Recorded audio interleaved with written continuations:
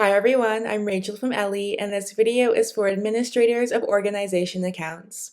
I'll be showing you how to view your teacher's usage. This is how you see how many of your teachers are actively using the site.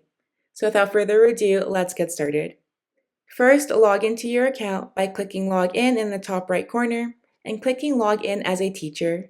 Once you have logged in, click the profile icon in the top right corner and click Usage from the menu. On the usage page, you'll see how frequently your teachers are using the site. Each box represents your teacher's usage per week for the last 12 months. If there is an X in the box, there is no available data for that week.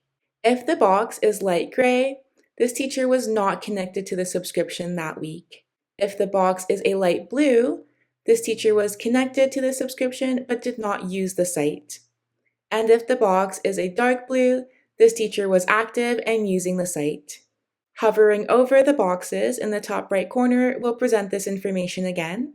And if you'd like a guided tour step by step, you can click Guided Tour in the top left. That's it for this video on how to view teacher usage. If you have any questions, please let us know. Happy teaching! Ellii,